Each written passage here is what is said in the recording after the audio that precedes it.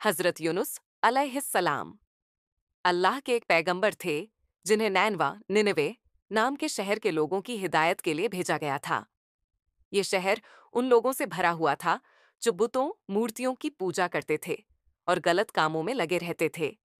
हजरत Yunus SS ने सालों तक उन्हें सच्चे रास्ते यानी अल्लाह की इबादत की तरफ बुलाया, लेकिन उन्होंने उनकी बात नहीं मानी और हर बार इनकार कर दिया। निराश और परेशान होकर हजरत यूनुस अलैहिस्सलाम ने अल्लाह का हुक्म आए बिना ही शहर छोड़ दिया। उन्हें लगा कि ये जिद्दी लोग अब अल्लाह के अजाब सज्जा के लायक हैं। वो एक जहाज पर सवार हो गए और शहर से दूर समुद्र की ओर रवाना हो गए। लेकिन जैसे ही जहाज समुद्र में पहुंचा, एक जबरदस्त तूफान आ गया। जहाज पर सवार लोगों को डर लगने लगा कि जरूर किसी ने ऊपर वाले को नाराज किया है, तभी ये तूफान आया है।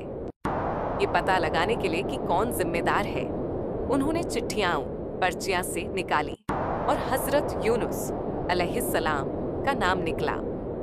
हजरत यूनुस एएस समझ गए कि उन्होंने अल्लाह की इजाजत के बिना अपनी जिम्मेदारी छोड़ दी थी। उन्होंने अपनी गलती मान ली। हजरत यूनुस अलैहिस्सलाम खुद ही समुंदर में कूद पड़े। तभी एक बहुत बड़ी मछली, जिसे अक्सर व्हेल कहा जाता है, ने उन्हें निगल लिया। मछली के पेट के अंदर घना अंधेरा था, ऊपर काला समुंदर और उस पर काला आसमान। उस अंधेरे में बैठकर हजरत यूनुस अलैहिस्सलाम को अपनी गलती का एहसास हुआ। अल्लाह ने हजरत यूनुस अलैहिस्सलाम की सच्ची दुआ को सुन लिया और उन्हें माफ कर दिया। 3 दिन बाद वह बड़ी मछली किनारे की तरफ तैर गई और हजरत यूनुस अलैहिस्सलाम को सही सलामत बाहर निकाल दिया। वो बहुत कमजोर हो गए थे, लेकिन अल्लाह ने उनकी देखभाल के लिए एक बेल उगा दी, जो उन्हें छांव और खाना दोनों देती रही जब तक वो पूरी तरह ठीक नहीं हो गए। जब हजरत यूनुस अलैहिस्सलाम वापस नैनवा लौटे तो उन्हें हैरानी हुई कि वहां के लोगों ने तौबा कर ली थी और उनकी बात मान ली थी। अब वो लोग अल्लाह पर ईमान ला चुके थे और अपनी जिंदगी के रास्ते बदल चुके थे। ये दुआ कब नाजिल हुई?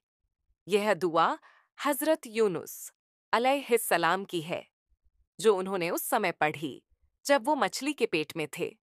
उन्होंने अल्लाह से दिल से तौबा की और अपनी गलती का इकरार किया।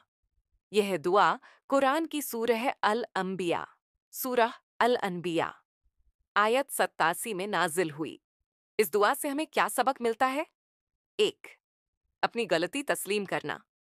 हजरत यूनुस एएसएस ने अपनी खता का इकरार किया। हमें भी चाहिए कि हम अल्लाह के सामने आजिज़ी से तौबा करें। 2.